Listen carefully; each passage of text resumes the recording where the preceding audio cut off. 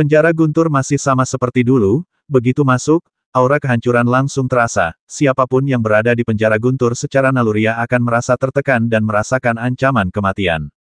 Tentu saja, posisi Luli di sini kali ini benar-benar berbeda dari sebelumnya, dia tidak merasakan tekanan apapun. Saat dia menjadi dewa, dia menahan pemboman segala jenis guntur dan kilat, pada saat ini, dia memiliki keyakinan mutlak di dalam hatinya untuk menerobos lautan guntur dan memasuki alam ilahi. Dia tidak terbang menuju lautan guntur di kejauhan, tetapi menyebarkan pemikiran spiritualnya untuk menjelajah. Hanya kehendak ilahinya saat ini yang dapat disebut kehendak ilahi yang sejati. Kehendak ilahinya menyebar ke segala arah dengan tenang seperti angin malam, dan segera menyelimuti ruang dalam radius ribuan mil. Tampaknya masih jauh dari mencapai akhir.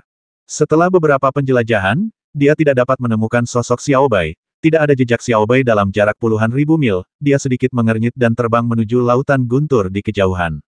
Ledakan, petir putih menyambar dari langit, Luli tidak mengelak, membiarkan guntur dan kilat menyambarnya. Jika dia bahkan tidak bisa menahan guntur dan kilat putih, dia tidak perlu berpikir untuk pergi ke alam dewa. Sungguh, setelah petir putih memasuki tubuhnya, Luli tidak merasakan sesuatu yang aneh di tubuhnya, seolah-olah dia tertiup angin. Merasa percaya diri, dia terus terbang ke depan, semakin cepat. Setelah terbang selama setengah jam, Luli sudah sampai di tepi laut guntur. Akhirnya dia menemukan jejak Xiao Bai. Setelah melihatnya, diam-diam dia terkejut. Karena Xiao Bai menerobos area tengah lautan guntur, ia dibombardir oleh guntur dan kilat emas, dan ia dapat menahan pemboman guntur dan kilat emas.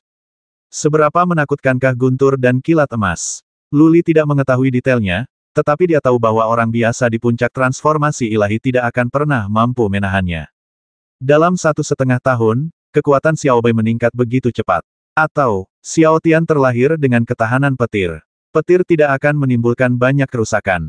Tidak peduli bagaimana situasinya, Luli masih sangat senang dengan kemajuan Xiao Bai. Xiao Bai tumbuh bersamanya dan sangat cerdas, baginya dia tidak berbeda dengan adik laki-lakinya. Tetapi, kekuatan Xiao Bai saat ini jelas tidak cukup untuk menembus area inti. Pada saat ini, dia dapat dengan mudah mendeteksi guntur dan kilat hitam yang jatuh di dekat Gunung Tongtian. Dengan kekuatan Xiao Bai, dia pasti tidak bisa melewatinya, dan Xiao Bai bukanlah makhluk spiritualnya, dia tidak bisa meletakkannya di antara alisnya, jadi tentu saja dia tidak bisa membawanya ke alam dewa. Anak baru, Luli berteriak dalam-dalam, dan Xiao Bai, yang sedang berjalan melewati lautan guntur di kejauhan, tiba-tiba berbalik, ketika dia melihat Luli, mata kecilnya dipenuhi dengan kegembiraan, dan dia menembak ke arahnya seperti pedang tajam. Tanda tanya seru. Terbang ke bahu Xiao Bai, tiba-tiba Xiao Bai berteriak kegirangan dan terus mengusapkan kepalanya ke wajah Luli, matanya penuh kebanggaan, seolah sedang menunggu pujian Luli. Lumayan, Xiao Bai, kamu telah membuat kemajuan besar. Luli mengulurkan tangan dan menyentuh kepala Xiao Bai. Bulu putih di tubuh Xiao Bai rusak, memperlihatkan kepalanya yang botak, yang tidak terlihat sebagus sebelumnya. Tentu saja, Luli tidak mempedulikan hal ini, dan bahkan memeluk Xiao Bai dan menciumnya. Xiao Bai, teruslah bekerja keras dan cobalah menerobos laut guntur hitam secepat mungkin. Luli berhenti dan berkata, setelah kamu menerobos laut guntur hitam dan memasuki Gunung Tongtian, kamu dapat bergabung denganku di alam dewa. Xiao Bai menatap Luli dengan ragu, sedikit terkejut. Kemudian ia mengulurkan kaki kecilnya dan menunjuk ke Gunung Tongtian, lalu ke dirinya sendiri, dengan sedikit ketekunan di matanya. Kamu ingin mengikutiku ke alam dewa? Luli sedikit terkejut, lalu menggelengkan kepalanya dan berkata, tidak, Xiao Bai, kamu tidak akan bisa melewatinya jika kekuatanmu tidak memenuhi standar. Jika kekuatanmu tidak memenuhi standar, hukum langit dan bumi tidak akan mengizinkanmu pergi ke alam dewa, dan kamu akan dibasmi. Tanda tanya. Xiao Bai mencengkeram erat Luli dengan kedua cakar kecilnya dan berteriak tanpa henti, dia sangat bertekad untuk pergi ke alam dewa bersama Luli, bahkan jika dia mati. Bagaimana dengan ini? Luli berpikir sejenak dan berkata, aku akan memasukkanmu ke dalam mutiara jahat surgawi. Jika kamu tidak diusir oleh hukum langit dan bumi, aku akan membawamu ke alam dewa. Jika kamu diusir, kamu akan berlatih di sini dengan jujur. Harus ada batasan dalam hukum langit dan bumi, jika tidak para dewa di masa lalu akan membawa manusia ke alam ketuhanan. Xiao Bai tidak tahu bagaimana menjadi makhluk roh manusia, jadi satu-satunya cara Luli adalah memasukkannya ke dalam Mutiara Tianxi. Mutiara Tianxi adalah artefak tingkat super, dan mungkin bisa membuat Xiao Bai tetap hidup dan memungkinkannya menyelinap ke alam dewa dengan tenang. Tanda tanya. Xiao Bai berteriak beberapa kali untuk menyatakan persetujuannya. Luli mengeluarkan mutiara Tianxie dan memasukkan Xiao Bai ke dalam mutiara Tianxie. Dia berhenti dan perlahan terbang menuju lautan guntur di depan. Dia tidak takut dia akan dibasmi, tetapi sesuatu akan terjadi pada Xiao Bai. Naga guntur berguling dan berenang di lautan guntur, dan busur guntur memenuhi langit. Luli segera diselimuti oleh busur guntur setelah dia menerobos. Naga guntur yang tak terhitung jumlahnya meraung ke arahnya, seperti ribuan binatang bergegas untuk mencabik-cabiknya. Luli tidak menggunakan keterampilan sihir pembakar darah atau melepaskan baju besi naga, dan mengandalkan tubuh fisiknya untuk melawan. Dia telah membentuk tubuh dewa, dan guntur serta kilat di dunia fana tidak dapat membahayakannya. Terbang perlahan di sepanjang jalan, tidak peduli berapa banyak guntur dan kilat yang melanda, Luli tidak punya waktu. Guntur dan kilat itu seperti gelombang, tidak mampu membuatnya mundur selangkah. Meskipun Luli melambat, dia segera mencapai pusat laut guntur, tempat guntur dan kilat berubah menjadi emas. Ekspresi Luli menjadi serius. Bukan karena dia takut akan guntur dan kilat, tetapi dia merasa ruang di sini bergetar hebat. Setiap kali guntur dan kilat menderu, ruang di sekitarnya akan terguncang dengan hebat. Hal yang paling mengkhawatirkan Luli terjadi, setelah Luli memasuki area yang diselimuti guntur dan kilat hitam, dia merasakan ruangan itu berguncang sangat keras. Ketika guntur hitam meraung dan menghantamnya, mutiara Tianxi di tangannya tiba-tiba menyala, dan kemudian Xiao Bai muncul dari udara tipis, diselimuti guntur dan kilat. Tidak baik, Luli melihat asap hijau mengepul dari tubuh Xiao Bai, jadi dia dengan tegas meraih Xiao Bai dan melemparkannya ke belakang. Dia baru saja menahan sebagian besar kekuatan guntur dan kilat hitam, tetapi Xiao Bai hanya terluka oleh sebagian dari petir itu. Jika dia menahan beberapa guntur dan kilat hitam berturut-turut, Xiao Bai akan terbasmi hidup-hidup. Setelah Xiao Bai dibuang, meskipun dia terus-menerus dibombardir oleh petir emas, dia hampir tidak bisa menahannya. Ia terus meneriaki Luli dengan tatapan cemas dan ingin terbang menuju Luli. Berhenti. Luli berteriak dengan tegas, Xiao Bai, kamu berjanji padaku bahwa jika hukum langit dan bumi mengusirmu, kamu akan tetap di sini. Jika kamu tidak menurut, aku tidak akan pernah memperhatikanmu lagi. Luli kehilangan kesabaran, dan Xiao Bai ketakutan. Luli jarang marah padanya, jadi dia ragu-ragu sejenak dan tidak berani datang. Dia hanya bisa merengek beberapa kali dan menatap Luli dengan menyedihkan. Luli tidak berhati lembut. Ini bukan lelucon. Jika Xiao Bai tidak baik, dia akan binasa. Dia melunakkan nadanya dan berkata, Xiao Bai, jika kamu terus melemahkan tubuhmu di sini, kamu mungkin akan bisa melewatinya, itu dalam beberapa bulan atau 1 tahun. Lei Hai, patuhlah. Oke, jika kamu pergi ke alam dewa dan datang kepadaku lagi, aku tidak akan pernah meninggalkanmu. Xiao Bai merintih beberapa kali, dan Luli berbalik dan bergegas menuju Gunung Tongtian tidak jauh dari situ. Ketika gangguan terus berlanjut, kecelakaan lebih mungkin terjadi. Dia tidak lagi berminat untuk terlalu peduli. Ketika dia pergi ke alam dewa, dia akan menghadapi tantangan yang lebih besar. Setelah melangkah ke Gunung Tongtian, Luli tidak merasakan tekanan sama sekali. Dia bisa berlari ke atas dengan mudah. Dia bergegas dengan cepat tanpa henti. Ketika dia hendak mengambil langkah terakhir, dia menoleh ke belakang.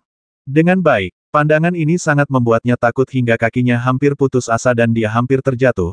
Karena dia melihat Xiao Bai berubah menjadi cahaya putih dan bergegas menuju sisi ini, dalam sekejap, dia melintasi lautan guntur dan bergegas ke kaki Gunung Tongtian.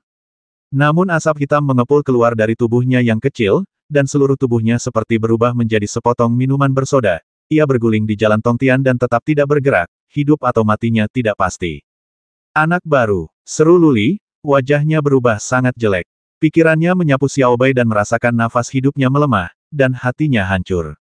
Xiao Bai adalah binatang misterius, tapi bagi Luli, dia seperti saudara. Selama waktu itu di Gurun Utara, dia paling tertekan dan sedih. Xiao Bai mengikutinya, membantunya keluar dari bahaya berkali-kali, dan menyelamatkan hidupnya berkali-kali. Xiao Bai memiliki kecerdasan spiritual yang tidak kalah dengan orang lain, dan dalam hati Luli, dia tidak berbeda dengan adik laki-laki yang nakal. Memanggil, Luli nyaris tidak ragu-ragu, dan bergegas turun tanpa berpikir, dia tidak peduli apakah itu akan mempengaruhi kenaikannya. Dia mencapai batas kecepatan dan bergegas turun dalam satu tarikan napas, memeluk Xiao Bai yang telah berubah menjadi tumpukan daging panggang. Untungnya, tidak ada guntur dan kilat setelah memasuki jalan Tongtian, jika tidak, Xiao Bai mungkin akan hancur berkeping-keping saat ini. Dalam sekejap, ratusan pikiran melintas di benak Luli, cahaya keemasan menyala di tangannya, dan kekuatan suci di tubuhnya dengan panik disuntikkan ke tubuh Xiao Bai, mencoba menyelamatkan nyawanya. Bas! Pada saat yang sama, ramuan ajaib yang tak terhitung jumlahnya muncul di cincin Luli dan dia memasukkan semuanya ke dalam mulut Xiao Bai. Jika dia bisa menyelamatkan Xiao Bai, dia tidak akan ragu bahkan jika itu adalah ramuan ajaib. Tidak ada gunanya, tidak ada gunanya, tidak ada gunanya. Kekuatan ilahi dicurahkan, tetapi tidak ada gunanya sama sekali, dan nafas kehidupan Xiao Bai perlahan-lahan melemah. Luli memberi Xiao Bai banyak ramuan, tapi tidak ada gunanya. Bas! Cahaya di cincin Luli terus bersinar, dan dia mengeluarkan ramuan yang tak terhitung jumlahnya dan ramuan terkait penyembuhan serta materi spiritual, yang tersebar di seluruh lantai. Luli dengan panik memberikan berbagai ramuan kepada Xiao Bai, dan kemudian menggunakan kekuatan sucinya untuk memurnikan ramuan ini, mengubahnya menjadi aliran kekuatan obat yang menyebar ke tubuh Xiao Bai. Tunggu, Xiao Bai, kamu harus bertahan. Luli terus meraung marah, keringat menetes di dahinya, dia bahkan tidak bisa membayangkan kematian Xiao Bai. Dia merasa menyesal di dalam hatinya. Jika dia tahu sebelumnya, dia seharusnya tidak membawa Xiao Bai ke penjara guntur. Kamu seharusnya tidak pergi begitu saja sekarang. Meskipun Xiao Bai memiliki tingkat kecerdasan yang tinggi, dia tidak berbeda dengan anak kecil. Dia suka membuat kerusakan dan memiliki temperamen yang sangat keras kepala. Berdengung, dia mengeluarkan beberapa ramuan lagi, dan satu hal menarik perhatiannya, yaitu batu emas kecil. Dia mendapatkan benda ini dari cincin luar angkasa Yan Zhen dan Yan Hu, yang disebut sumber para dewa, dan itu adalah benda dari alam ilahi. Luli sedang terburu-buru dan mencari perawatan medis, tetapi Luli mengabaikannya dan mengambil dua sumber ilahi dan memasukkannya ke mulut Xiao Bai. Dia kemudian menggunakan kekuatan ilahi untuk memurnikannya, dan sumber ilahi berubah menjadi energi emas dan menyebar menuju tubuh Xiao Bai. Hah! Setelah energi emas menyebar di tubuh Xiao Bai, semangat Luli tiba-tiba terangkat dan dia dipenuhi dengan ekstasi. Karena setelah menyempurnakan dua sumber ilahi dan memberikannya kepada Xiao Bai, aura kehidupan Xiao Bai benar-benar berhenti melemah, dan dia menarik napas dalam-dalam, menghemat sebagian vitalitasnya. Bagus. Luli segera mengambil beberapa energi ilahi dan terus memberikannya kepada Xiao Bai, dan kemudian menggunakan kekuatan ilahi untuk membantu memurnikannya. Namun, yang membuat Luli sangat kecewa adalah setelah memurnikan 7 atau 8 sumber dewa, aura kehidupan Xiao Bai tidak meningkat dan dia masih terengah-engah. Selama kamu belum mati, selama kamu masih bernafas, aku pasti akan menyelamatkanmu.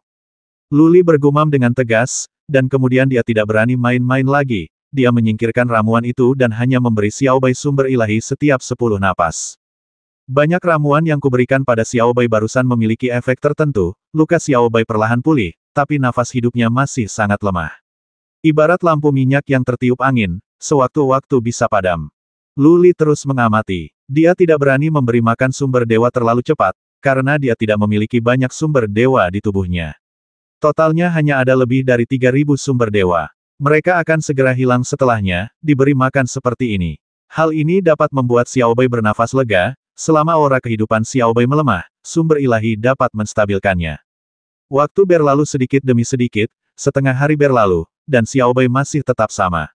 Luli menjadi tenang, dia mengeluarkan mutiara Tianxi dan memasukkan Xiao Bai ke dalamnya. Kemudian dia melepaskan pendeta Tao yang tuli itu dan memasukkannya ke dalam mutiara Tianxi bersama-sama.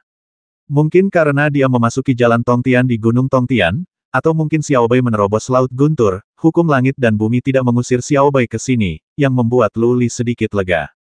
Luli sendiri yang memasuki mutiara Tianxi dan menceritakan kepada penganut Tao Tuli tentang kisah Xiao Bai, yang terakhir menatap Xiao Bai beberapa kali dengan keterkejutan di matanya. Tuan, binatang kecilmu luar biasa. Penganut Tao yang tuli berkata dengan penuh emosi ia belum mencapai alam ketuhanan dan bukan binatang spiritual Anda. Secara logika, ia tidak dapat memasuki Gunung Tongtian. Hukum langit dan bumi akan langsung membasminya. Saya tidak menyangka bahwa itu adalah tidak langsung terbasmi. Sekarang bukan waktunya membicarakan hal ini. Luli melambaikan tangannya dengan kesal dan berkata, cepat pikirkan cara untuk menyelamatkan Xiao Bai. Mustahil. Pendeta Tao yang tuli dengan hati-hati menyelidiki dan berkata Xiao Bai pasti terluka pada sumber kehidupan. Jika tidak ada sumber ilahi, dia pasti sudah lama mati. Sumber ilahi adalah hal yang sangat aneh, yang membantu Xiao Bai bernapas menghela nafas lega. Jika dia ingin satu-satunya cara untuk menyelamatkannya adalah pergi ke alam dewa untuk menemukan obat ajaib dan memulihkan asal-usul kehidupan. Pergi ke alam dewa. Luli mengerutkan kening dan memikirkan sebuah pertanyaan dan berkata, jika saya pergi ke alam dewa nanti, apakah Xiaobai akan diusir oleh hukum langit dan bumi? Jika kita pergi ke alam dewa dan Xiaobai diusir, dia pasti akan mati. Mungkin tidak. Pendeta Tao yang tuli merenung sejenak, menggelengkan kepalanya dan berkata, karena ia dapat melewati Laut Guntur, ia memenuhi syarat untuk pergi ke alam dewa. Bahkan manusia dapat pergi ke alam dewa jika Anda memiliki kemampuan untuk melindungi mereka dan menerobos penjara guntur. Banyak negara adidaya dari alam dewa kembali ke dunia fana dan membawa kerabat dan suku mereka ke alam dewa. Bagus. Luli merasa lega, dia mengambil ribuan sumber ilahi dan menyerahkannya kepada penganut Tao yang tuli, dan berkata dengan sungguh-sungguh lihatlah untukku. Jika Xiaobai mati, kamu tidak akan selamat. Luli mengatakan ini, beraninya seorang Tao yang tuli bersikap ceroboh. Dia segera menepuk dadanya dan berkata jangan khawatir, Tuan. Xiaobai serahkan padaku. Anda dapat pergi ke alam dewa dengan tenang dan membangun pijakan di alam dewa terlebih dahulu. Berhati-hatilah untuk tidak meninggalkan kota dengan mudah. Jika Yan Tiangang mengirim seseorang untuk mengawasimu, kamu akan mendapat masalah segera setelah meninggalkan kota. Bahaya. Luli berpikir dan bertanya, apakah kota ini benar-benar aman? Pada prinsipnya, iya, penganut Tao tunarungu masih memiliki pemahaman tentang hal-hal di alam dewa, dan dia menjelaskan penggunaan kekuatan dilarang keras di kota-kota alam dewa. Kecuali orang yang mengambil tindakan lebih kuat dari pemimpin kekuatan tempat kota itu berada, terletak, dia akan diburu oleh kekuatan ini. Tentu saja, jika kota yang kamu naiki kebetulan berada dalam lingkup pengaruh rumah naga hitam, kamu akan berada dalam masalah besar. Namun, sepertinya ada 70 atau 80 tebing kenaikan di selatan alam dewa, dan selalu ada di setiap rumah besar. Keberuntunganmu seharusnya tidak seburuk itu. Luli mengangguk sedikit, dan pendeta Tao yang tuli itu berpikir sejenak dan kemudian menjelaskan Tuan, Anda harus tetap bersikap rendah hati ketika Anda pergi ke alam dewa. Jangan main-main dengan pasukan pemerintah setempat, jika tidak, kematian Anda akan terjadi di sia-sia. Juga, jangan main-main dengan orang-orang dari 4 kekuatan Dewa Super. Jika tidak, mereka akan berani membasmi orang di kota, dan bahkan penguasa istana tidak akan berani mengatakan sepatah kata pun setelah dibasmi. 4 kekuatan super. Ini adalah pertama kalinya Luli mendengarnya. Pendeta Tao yang tuli menjelaskan 4 kekuatan dewa super yang diakui oleh alam dewa adalah Istana Ruang dan Waktu, Paviliun Tianji, Istana Kehidupan dan Kematian, dan Istana Ilahi. Sekte Pengrajin. Saya tidak tahu detailnya. Lagi pula, bahkan Raja Iblis di alam iblis kita semuanya jangan berani memprovokasi 4 kekuatan dewa super ini, jika tidak, Anda akan terbasmi.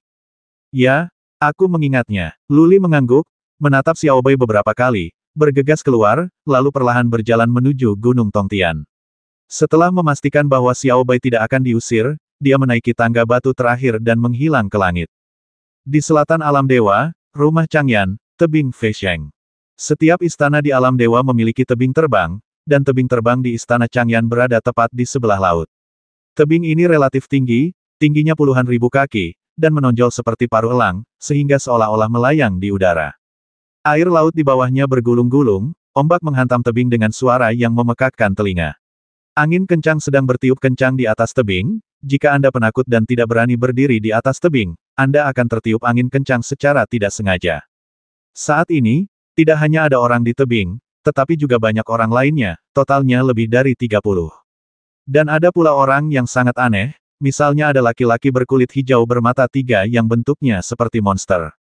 Kecuali 3 orang, sekitar 30 orang itu duduk bersila di satu sisi, dan ketiganya duduk bersila di sisi lain. Ketiga orang ini mengenakan baju besi ilahi berwarna biru tua, dengan wajah tegas, dan ekspresi wajah mereka seperti es ribuan tahun. Dia tampak seperti pria parubaya, tetapi auranya menunjukkan bahwa dia sudah sangat tua, seolah-olah dia seumuran dengan tebing.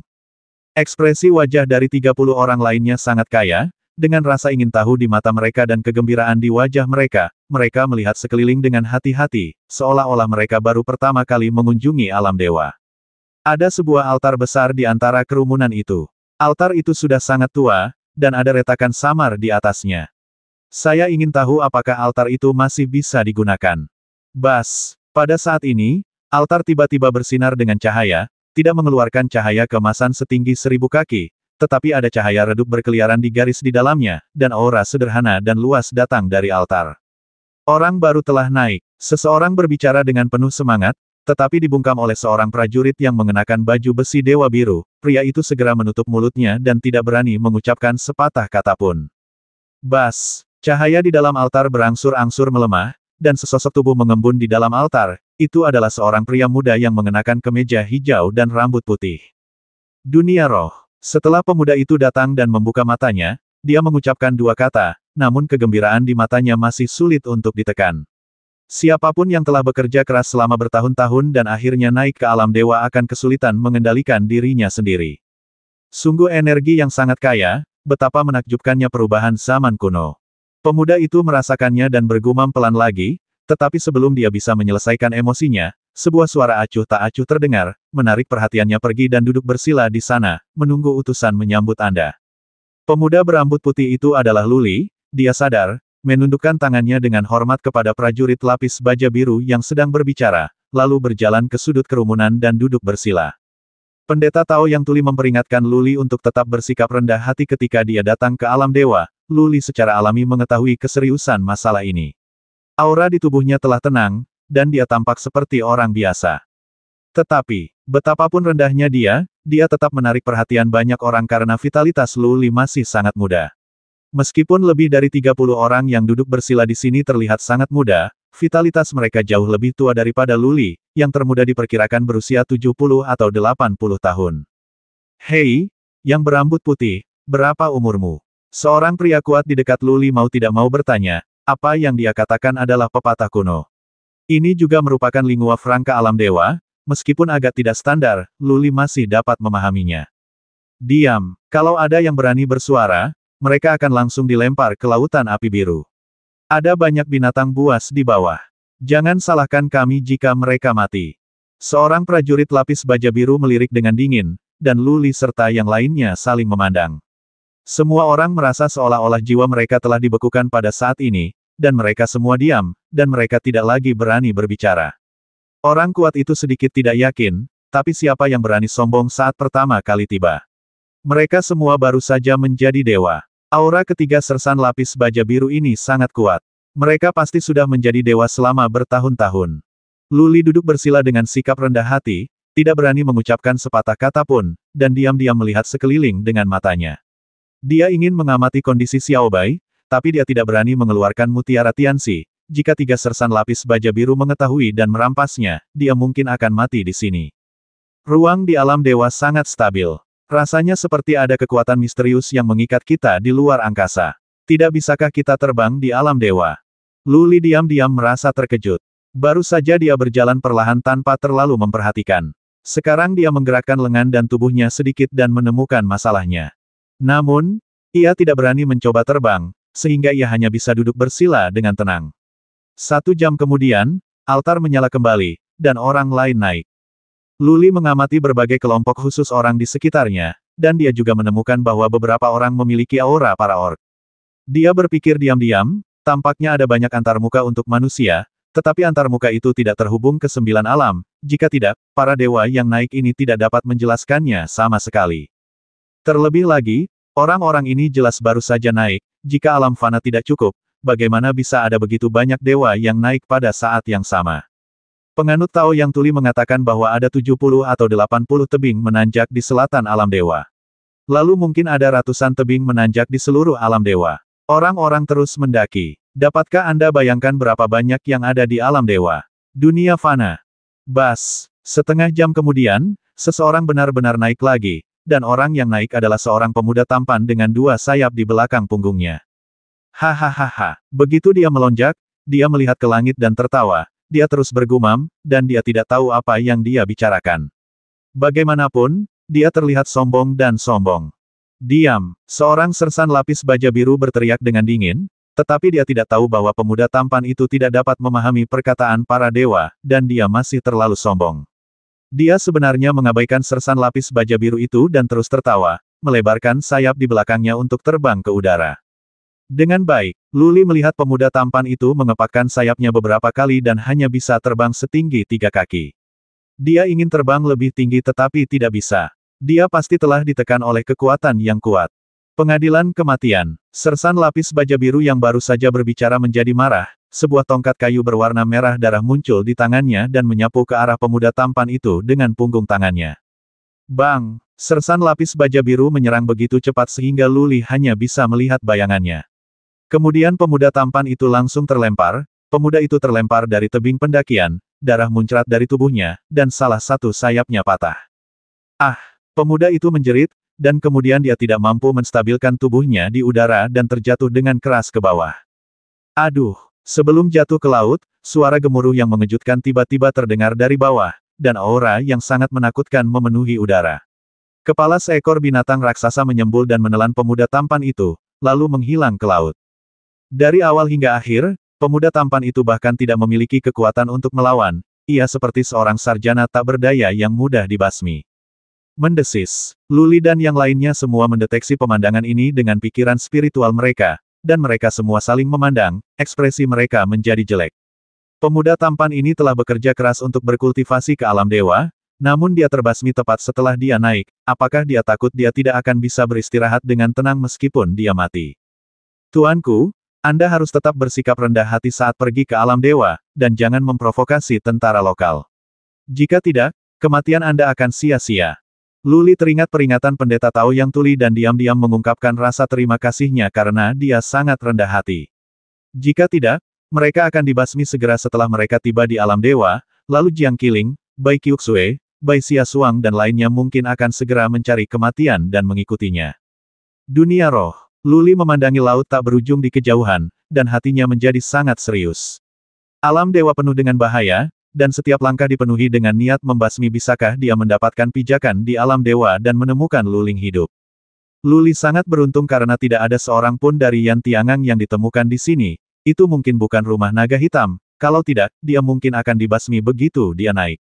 Dia memutuskan untuk bersembunyi dan tidak aktif untuk sementara waktu, dia tidak bisa menyebutkan nama aslinya sekarang, dan dia tidak bisa terlalu menonjolkan diri. Pertama-tama kita harus memahami situasinya dan mendapatkan pijakan yang kokoh di alam dewa sebelum melanjutkan. Setelah pemuda tampan itu terbasmi, semua orang menjadi lebih jujur. Tidak ada yang berani berbicara lagi. Beberapa orang bahkan tidak berani memandang ketiga sersan lapis baja biru itu karena takut jika mereka membuat marah ketiga orang ini, kematian mereka akan terjadi, sia-sia. Alam dewa bukanlah surga seindah yang mereka bayangkan, segera setelah mereka memasuki alam dewa, sersan lapis baja biru memberi mereka pelajaran, memberi tahu mereka aturan di sini, kekejaman di sini, dan sifat berdarah dingin di sini. Seberapa sulitkah bagi manusia untuk menjadi dewa? Misalnya, dari ratusan juta orang di alam Doutian, berapa banyak yang bisa menerobos ke alam ilahi? Apalagi menjadi dewa. Dalam jutaan tahun sejarah alam Doutian, hanya ada satu kaisar Doutian dan satu Luli. Belum lagi Doutian Realm, dengan begitu banyak sumber daya dan kondisi yang baik di 9 alam, sangat sulit bagi prajurit tingkat dewa untuk menerobos. Dibutuhkan puluhan ribu, atau bahkan ratusan ribu tahun bagi seseorang untuk naik, yang menunjukkan betapa sulitnya menerobos ke alam ilahi. Dia akhirnya naik ke tingkat dewa, hanya karena dia tertawa beberapa kali dan tidak dapat memahami kata-katanya, lalu dia terbang ke udara.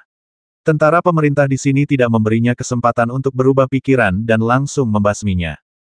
Meskipun pemuda tampan itu bersalah, pasukan pemerintah di sini terlalu kejam dan kejam, mereka tidak menyerang mereka secara aktif, mereka juga tidak mengetahui hukum dan melanggarnya. Rendah hati, Luli diam-diam memperingatkan dirinya sendiri bahwa dia harus berjalan di atas es tipis ketika dia datang ke alam dewa. Jika dia tidak memahami situasinya dengan jelas, dia hanya bisa berpura-pura menjadi cucu. Dia tidak takut akan masalah, tetapi dia tidak takut, tidak ingin mati tanpa alasan seperti ini. Bas, orang-orang terus naik. Setelah sekian lama, lebih dari 70 orang duduk di samping Luli dan yang lainnya. Langit berangsur-angsur menjadi gelap, dan bulan darah terbit di langit barat. Ini adalah bulan darah sungguhan, memancarkan cahaya merah yang mempesona, menerangi seluruh daratan dan lautan di kejauhan menjadi cahaya merah yang aneh, ditambah dengan suasana dunia ilahi yang terpencil dan kuno, memberikan perasaan berbeda dalam jiwa orang. Alam dewa, Luli memandang ke arah laut di kejauhan dan merasakan sedikit emosi di dalam hatinya. Berapa tahun tanah ini ada? Berapa banyak orang yang telah naik ke alam dewa satu demi satu untuk bertarung di tanah ini, berjuang di tanah ini, bangkit di tanah ini, dan mati di tanah ini. Berdengung. Saat Luli sedang berpikir keras, tiba-tiba terdengar suara retakan kecil di kejauhan, semua orang melihatnya dan hati mereka terguncang. Di udara utara, seekor binatang raksasa dengan ukuran lebih dari 10 mil terbang tanpa suara. Binatang raksasa itu memiliki tekstur logam di sekujur tubuhnya. Warnanya sendiri biru, dan memantulkan cahaya merah samar di bawah cahaya bulan darah. Biru dan merah memberi orang perasaan seperti hantu, yang menakjubkan. Namun, monster raksasa itu tidak memiliki aura ganas, dan tidak ada yang merasakan bahaya. 3 sersan lapis baja biru tidak bergerak, yang membuat semua orang sangat bingung. Binatang biru raksasa itu terus mendekat, dan semua orang pasti sedikit gugup. Seorang sersan lapis baja biru berkata jangan bergerak. Ini adalah binatang kosong dari rumah Changyan kami. Ia tidak memiliki kekuatan serangan. Ia ada di sini untuk membimbing Anda. Sersan lapis baja biru mengatakan ini, dan semua orang sedikit lega, tapi tetap tidak berani gegabah. Lagi pula, binatang raksasa ini terlalu besar dan terbang tanpa suara, bagaimana jika ia mendekat dan tiba-tiba menelan semua orang? Void Beast itu terbang puluhan mil di depan semua orang dan berhenti. Mulut besar monster itu tiba-tiba terbuka. Yang mengejutkan semua orang adalah 10 orang terbang keluar, termasuk 10 sersan lapis baja biru. 10 sersan lapis baja biru terbang di langit dan tiba di atas kerumunan. Seorang lelaki tua berambut coklat melirik ke arah semua orang dan berkata saya Bu Qianye, utusan Istana Changyan. Kalian semua pergi ke bawah Void Beast, dan saya akan melakukannya memandu Anda ke rumah Changyan. Rumah? Tentu saja, jika Anda memasuki alam dewa sendirian, tidak perlu mengikuti kami. Di luar kota alam dewa, ada binatang buas di mana-mana. Izinkan saya mengingatkan Anda bahkan binatang buas terlemah pun dapat dengan mudah mencabik-cabikmu. Itu saja, tentukan pilihanmu. Semua orang saling memandang dan tidak ada yang berani mengambil risiko, terutama Luli dan lainnya. Baru saja aku melihat kekuatan binatang buas di laut, pemuda tampan itu dengan mudah ditelan oleh binatang buas itu bahkan tanpa ada kesempatan untuk melawan. Lebih dari selusin orang berdiri dan berjalan menuju Void Beast, Luli berdiri di belakangnya. Orang-orang di belakangnya ragu-ragu sejenak, lalu mereka semua bangkit dan berjalan menuju Void Beast. Ruang di sini memang sangat stabil. Ia memiliki kekuatan khusus. Pasti sulit untuk terbang. Luli merasakan sesuatu setelah berjalan beberapa langkah, dia sedikit ingin melayang, tetapi menemukan bahwa tubuhnya diselimuti oleh kekuatan aneh, dan tubuhnya terasa seperti sedang ditekan oleh gunung. Anehnya, kekuatan tersebut tidak muncul selama kaki berjalan di tanah. Yang lain juga mengetahui masalah ini dan tidak berani bertanya, sekelompok orang berlarian diam-diam. 10 sersan lapis baja biru mengikuti perlahan di udara, semuanya dengan ekspresi dingin, seperti es ribuan tahun, seperti binatang berdarah dingin. Sesampainya di bawah Void Beast, semua orang berhenti. Luli memandang dengan rasa ingin tahu ke arah makhluk kosong di udara, bertanya-tanya bagaimana yang lain bisa naik ke sana. Jika ia masuk ke dalam perut binatang hampa, bukankah ia akan dicerna oleh binatang hampa itu sebagai makanan? Jangan melawan. Bu Qianye dari rumah Changyan mengatakan sesuatu dengan acuh tak acuh di atas, dan kemudian binatang kosong itu memancarkan cahaya biru, dan kemudian sebuah pintu terbuka di perut bagian bawahnya, dan cahaya biru turun dan menyelimuti semua orang. Dengan baik, Luli dan yang lainnya sedikit terkejut, karena di bawah cahaya biru, mereka semua melayang ke udara. Hisapan samar menyelimuti semua orang, dan sekelompok orang terbang menuju pintu. Beberapa orang khawatir itu adalah jebakan dan berjuang untuk menahan isapannya. Bu Qianye menoleh dengan mata dingin dan berkata, jika kamu melawan lagi, kamu bisa masuk ke alam dewa sendirian. Luli tidak melawan karena dia tidak merasakan bahaya apapun. Void Beast ini tidak memiliki kekuatan bis apapun dan lebih seperti pesawat luar angkasa lapis baja. Luli tidak khawatir Bu Qianye dan yang lainnya akan menjebak mereka, karena untuk membasmi mereka, dia tidak membutuhkan 10 anak buah Bu Qianye, hanya 3 sersan lapis baja biru dari tebing Feisheng. Berdengung. Setelah tersedot ke dalam pintu, Luli merasakan kilatan cahaya putih dan muncul di aula utama. Aula ini sangat besar dan kosong, dengan sekelompok orang yang jarang berkumpul di dalamnya, mungkin lebih dari 1000 orang. Ada berbagai macam orang, dan tampak jelas bahwa mereka semua adalah orang-orang yang baru saja naik. Berdengung. Sebuah pintu di aula utama menyala, dan 10 orang masuk ke aula utama. Dia melihat sekeliling dan melihat beberapa orang di dalam sedang berbicara, tetapi mereka semua menjadi diam. Misi penyambutan ini telah selesai, dan kita akan berangkat ke pegunungan Changyan.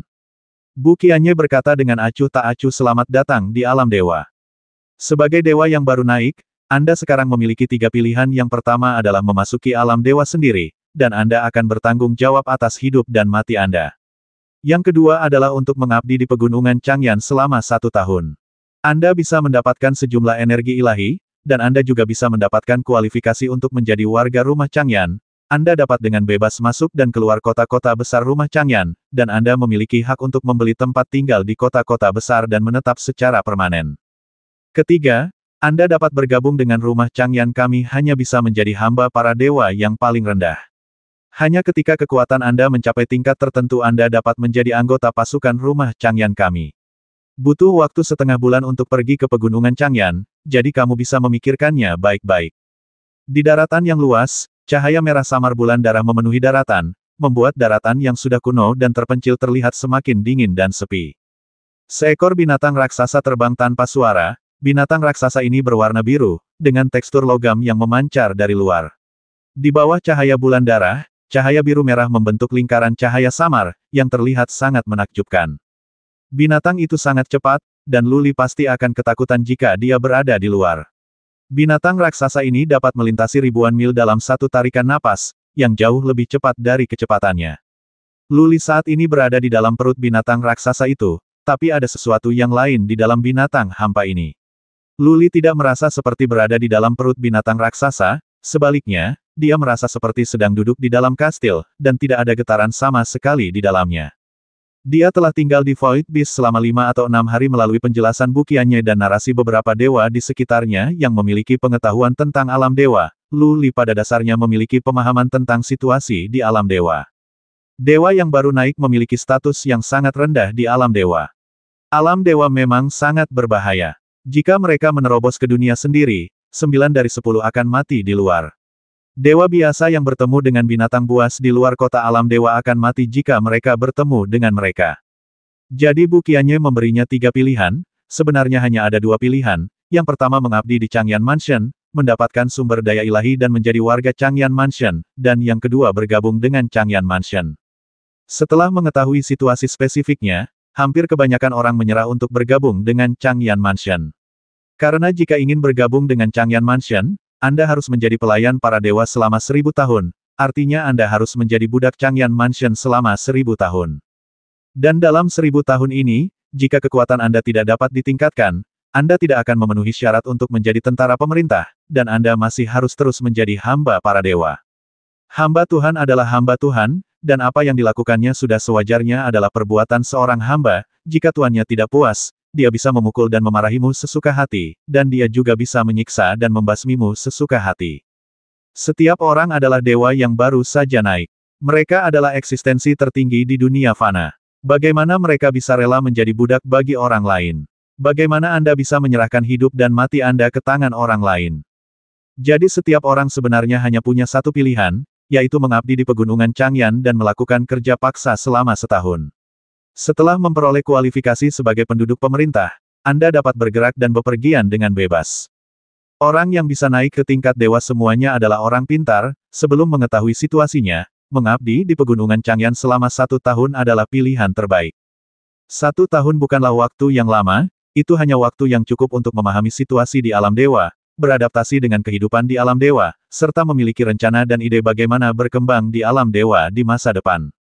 Ada lebih dari 1000 orang di aula, dan kecuali Luli dan lainnya, sisanya dibawa ke sini dari tebing Feisheng di prefektur terdekat. Tampaknya ada kesepakatan di prefektur selatan alam dewa, setiap prefektur akan menyambut orang baru untuk jangka waktu tertentu dan mengisi mereka kembali ke prefekturnya sendiri, sehingga energi baru akan terus mengalir masuk. Luli sedang duduk bersila di sudut, tampak seperti sedang beristirahat dalam pengasingan, tapi nyatanya dia diam-diam mendengarkan percakapan para dewa baru di aula. Ada beberapa dewa di sana yang nenek moyangnya pernah ke alam dewa, atau saat ini berada di alam dewa. Mereka memiliki pemahaman tentang alam dewa, dan mereka mengetahui banyak situasi dan informasi tentang alam dewa. Alam dewa dibagi menjadi istana-istana besar. Istana adalah kekuasaan resmi dan merupakan kekuatan terkuat di istana. Ia memiliki kekuatan terkuat, pasukan pemerintah dalam jumlah besar, dan sumber daya terbaik. Namun, masih ada sekte kuat yang tak terhitung jumlahnya di wilayah pemerintahan, serta beberapa cabang kekuatan besar yang tersembunyi, dan beberapa sekte besar yang berkembang secara diam-diam tanpa memperjuangkan hegemoni. ada kesalahan rumit di dalamnya, dan dewa biasa tidak dapat mengetahuinya, situasi spesifik sama sekali. Satu hal yang pasti adalah bahwa 4 kekuatan dewa super yang disebutkan oleh penganut Tao Tunarungu ini memang sangat kuat, karena Luli telah mendengar nama keempat kekuatan dewa super tersebut tidak kurang dari 100 kali dalam beberapa hari terakhir. Rumah Ruang dan Waktu, Sekte Senjiang, Paviliun Tianji, dan Istana Kehidupan dan Kematian. Keempat kekuatan ini adalah kekuatan dewa super yang mendominasi semua istana dan merupakan kekuatan tertinggi di alam dewa, bahkan jika pemilik istana memprovokasi 4 kekuatan besar, mereka akan musnah dalam sekejap.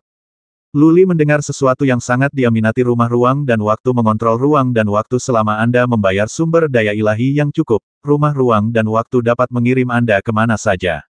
Dengan kata lain, selama Luli memiliki sumber daya ilahi yang cukup, dia dapat menemukan rumah ruang dan waktu, dan kemudian membiarkan mereka mengirimnya kembali ke dunia fana, kembali ke bumi dan gurun. Tentu, jika Anda ingin kembali ke dunia fana, harganya sangat tinggi, dan sumber ilahi yang perlu Anda keluarkan sangat tinggi. Bahkan yang perkasa di alam dewa tidak dapat menanggung biaya sebesar itu, kecuali Anda dapat mencapai kekuatan yang super perkasa di alam dewa. Alam para dewa agak kabur, yang membuat Luli sangat bingung. Ada hierarki yang jelas di alam Doutian. Tetapi setelah mencapai tingkat dewa, tidak ada hierarki yang jelas. Satu-satunya kriteria untuk membedakan kekuatan di alam dewa adalah daftar dewa. Mereka yang tidak ada dalam daftar dewa adalah dewa biasa, dan mereka yang ada dalam daftar dewa dapat dianggap kuat. Menjadi salah satu dari 100.000 dalam daftar dewa berarti menjadi orang yang berkuasa di alam dewa. Berada di peringkat 10.000 teratas berarti menjadi negara adidaya di alam dewa dan kuat. Belum lagi memiliki istana, setidaknya dia adalah pembangkit tenaga listrik tertinggi di istana, dan mudah untuk mendirikan sebuah sekte. Di atas kekuatan super alam dewa, ada alam dewa tertinggi, dan dia harus termasuk di antara 100 teratas dalam daftar dewa. Setiap makhluk tertinggi di alam dewa adalah sosok yang bangga, sosok tertinggi di alam dewa, dia mengendalikan alam dewa, mengendalikan angin dan hujan, dan menekan suatu wilayah dengan mudah. Menjadi makhluk tertinggi alam dewa, dan Anda juga bisa menjadi tamu dari 4 kekuatan dewa super, penguasa istana akan berlutut saat dia melihat Anda. Haha, kakek buyutku saat ini berada di rumah Tianyao, dan dia masih menjadi tetua kota dari rumah Tianyao. Anda mungkin tidak tahu bahwa penguasa rumah Tianyao pernah mengikuti makhluk tertinggi dari alam dewa. Pada saat ini, Yang Maha Tinggi penguasa alam dewa telah bergabung dengan 4 istana kehidupan dan kematian kekuatan dewa super agung. Kakek buyutku sudah mengetahui lokasi kenaikanku, dan akan segera mengirim seseorang untuk menjemputku. Semuanya, mohon melayani dengan baik di pegunungan Changyan. Jika Anda memiliki kesempatan untuk datang ke rumah Tianyao, Anda bisa datang kepada saya. Jika aku bisa menjagamu, aku tidak akan pernah menolak. Petik 2. Kakek buyutku berkata bahwa dia akan meminta penguasa istana untuk membawaku bertemu dengan makhluk tertinggi alam dewa. Jika aku bisa diterima sebagai muridnya, hei, aku akan melakukannya. Seorang pemuda berambut hijau sedang berbicara dengan bangga tidak jauh dari Luli. Sekelompok dewa berkumpul di dekatnya dengan mata iri. Meski postur pemuda berambut hijau ini sangat angkuh, dan perkataannya mungkin sombong, namun dengan nenek moyangnya di alam dewa, pemuda berambut hijau ini akan bisa berjalan lebih mudah di masa depan, dan ia tidak perlu melakukannya, khawatir tentang kematian kapan saja. Makhluk tertinggi dari alam dewa. Gambaran seorang anak laki-laki berambut putih muncul di benak Luli, dan dia merasa sedikit bersemangat. Dia tahu bahwa Kaisar Pembasmi kemungkinan besar adalah makhluk tertinggi di alam dewa. Dia telah memahami arti sebenarnya dari membasmi Kaisar. Jika dia dapat terus memahami dan mencapai kekuatan membasmi Kaisar, maka dia dapat melakukan perjalanan melintasi alam dewa, dengan mudah menemukan Luling, dan kemudian kembali ke alam Kaisar Bumi. Aduh, pada saat ini, suara gemuruh besar tiba-tiba datang dari luar. Suara gemuruh itu membuat takut banyak dewa di aula, beberapa orang kakinya melemah dan mereka duduk di tanah, sementara yang lain memiliki ekspresi kesakitan di wajah mereka. Luli terkejut, dan pada saat yang sama dia merasakan aliran energi yang tidak dapat dijelaskan di dalam jiwanya, tetapi energi itu tertelan oleh tanda naga perak, jadi itu tidak berdampak banyak padanya. Ia secara naluriah melepaskan pikiran spiritualnya untuk menjelajah. Semula pikiran spiritualnya dilarang menjelajahi aula, namun saat ini ia sudah bisa menjelajah lagi. Suara bukiannya, tanpa emosi apapun, terdengar di aula. Jangan panik, itu hanya binatang buas terpencil di tingkat bumi. Saya telah menutup batasan pada binatang kosong itu. Anda dapat dengan hati-hati mengamati pertempuran dengan binatang buas terpencil itu untuk menghindarinya. Masa depan kamu tidak tahu bagaimana kamu akan mati jika bertemu dengan binatang buas yang sunyi. Oke, Bu Qianji, Bu Hongyu, pergilah berperang dan basmi binatang buas yang sunyi ini. Memanggil. Di bawah penyelidikan pikiran spiritual semua orang, mulut besar makhluk kosong itu terbuka, dan dua sosok terbang ke kejauhan seperti pedang tajam. Pikiran spiritual semua orang mengikuti lokasi kedua orang itu dan menjelajahi kejauhan. Mereka semua melihat pemandangan yang sangat menakutkan. Luli melihatnya sekilas dan terkejut secara fisik dan mental. Di pegunungan di kejauhan, seekor binatang raksasa bercokol di sana. Jika binatang raksasa itu tidak bergerak, tidak ada bedanya dengan pegunungan. Di 9 alam, panjang binatang raksasa bisa mencapai 1 atau 200 kaki, yang merupakan batasnya. Bahkan binatang Yin Kui hanya panjangnya lebih dari 200 kaki. Binatang raksasa di depan panjangnya 500 kaki dan puluhan kaki, setinggi kaki. Tak ada bedanya dengan gunung besar. Ukuran sebenarnya tidak berarti apa-apa. Yang terpenting adalah penampilan dan aura. Binatang raksasa itu memiliki dua mata seperti bulan darah. Ketika banyak orang melirik kedua mata ini dengan pikiran spiritualnya, mereka merasakan sengatan di jiwa mereka, dan bahkan ada yang merasakan sakit, seru. Jiwa para dewa telah mengalami perubahan kualitatif dan telah terkondensasi menjadi jiwa. Namun, pada saat ini, hanya karena mereka menyelidiki mata binatang raksasa ini, jiwa mereka dirugikan. Dapat dibayangkan betapa kuatnya binatang buas ini. Binatang raksasa ini memiliki dua tanduk bergerigi di kepalanya, yang terlihat seperti dua senjata sakti dari kejauhan. Punggungnya juga ditutupi tanduk bergerigi seperti itu.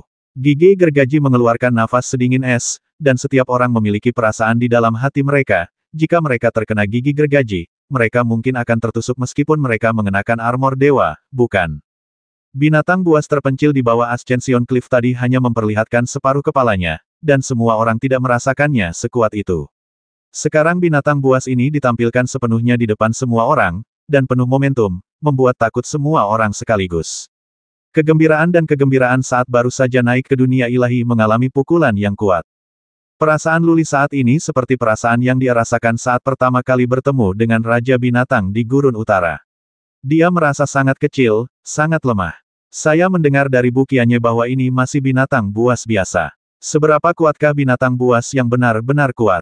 Tak terbayangkan. Hei, dua sersan lapis baja biru terbang mendekat. Dibandingkan dengan binatang buas yang besar, keduanya seperti manusia dibandingkan dengan dua lalat. Ukuran mereka membawa konflik visual yang kuat. Terlebih lagi, kedua orang ini bergegas menuju binatang raksasa itu dengan arogan dan tanpa rasa takut untuk membasmi binatang raksasa tersebut. Baju besi biru yang mereka kenakan jelas merupakan baju besi dewa, dan mereka memegang dua tombak biru yang identik di tangan mereka. Tampaknya armor dewa dan senjata dewa ini semuanya disempurnakan dan didistribusikan secara seragam oleh rumah Changyan. Ini seharusnya menjadi salah satu manfaat dari tentara rumah. Mereka berdua bergegas menuju binatang raksasa itu, satu di kiri dan satu lagi di kanan.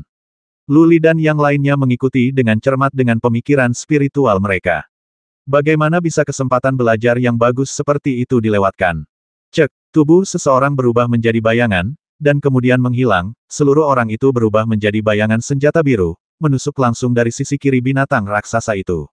Orang lain memilih untuk menahannya secara langsung, tombak di tangannya bergetar, dan kemudian naga biru meraung ke arah binatang raksasa itu. Hah, Luli tampak sedikit terkejut, karena serangan sersan lapis baja biru itu tidak menimbulkan guncangan luar angkasa, tidak terlihat terlalu megah atau mendominasi, juga tidak mengejutkan, hanya terasa seperti serangan yang jarang dan biasa saja. Di sisi lain, serangan binatang buas itu agak besar. 7 atau 8 gigi gergaji di tubuhnya benar-benar keluar dari tubuhnya dan terbang ke arahnya dengan kecepatan tinggi. Kemanapun gigi gergaji itu lewat, riak muncul di angkasa, seperti air, riak, tersebar ke segala arah. Ekornya bergerak dan terbang di udara, yang juga dapat menyebabkan fluktuasi dalam ruang. Ruang alam dewa sangat stabil, binatang buas ini benar-benar dapat membuat ruang berfluktuasi. Sungguh menakjubkan. Dikatakan bahwa mereka yang tidak mencapai kekuatan alam dewa tidak dapat membuat ruang berguncang untuk membuat retakan. Seseorang di dekat Luli berkata dengan emosi. Luli diam-diam merasa lega. Tampaknya bukan karena kedua prajurit kekaisaran itu terlalu lemah, tetapi karena ruang di alam dewa terlalu stabil. Memang benar kalau dipikir-pikir, di dunia fana, semakin besar antar muka, semakin stabil ruangnya. Alam dewa dikatakan sangat luas dan tidak terbatas, sulit membayangkan betapa stabilnya ruang di tempat seluas itu. Kecepatan yang luar biasa. Pria itu berteriak lagi. Luli tersapu dengan pikirannya dan menemukan bahwa tubuh sersan lapis baja biru yang ditahan dari depan berkedip-kedip di udara dengan kecepatan yang menakutkan, dengan cepat menghindari serangan gigi gergaji itu. Gigi gergaji itu tidak hilang begitu saja setelah ditembak. Setelah terbang keluar, mereka menembak balik dengan cepat, dan kecepatannya pun tak kalah cepatnya, mengejar tentara pemerintah. Tapi kecepatan ledakan sersan lapis baja biru dalam sekejap membuat semua orang takjub, dia selalu bisa mengelak di saat-saat kritis. Peng! Sersan lapis baja biru lainnya telah berhasil, dan tubuhnya ditembakkan dari ujung lain tubuh binatang raksasa itu, langsung menembus seluruh tubuh binatang raksasa itu. Aduh! Binatang raksasa itu sangat marah, dan beberapa gigi gergaji terlepas dari tubuhnya lagi, ekornya menyapu dengan liar, namun ia tetap menyerang orang yang ditahannya dari depan. Orang lain berbalik dan memimpin, berubah menjadi bayangan lagi dan menusuk ke arah tubuh binatang raksasa itu. Binatang buas terpencil ini memiliki kecerdasan yang sangat rendah. Ia hampir sama dengan binatang Yin Kui, atau bahkan, lebih lemah. Luli mengangguk diam-diam, setelah mengetahui taktik kedua pasukan pemerintah, yang satu menahan mereka dari depan, dan yang lainnya menyerang dari samping. Binatang buas ini memiliki kecerdasan yang rendah dan berukuran besar, sulit untuk digerakkan dan dihindari, tetapi dapat dengan mudah dipakai sampai mati. Kecepatan pasukan pemerintah yang ditahan dari depan sangat mencengangkan, dan kekuatan serangan pasukan pemerintah yang menyerang dari samping sangat tajam.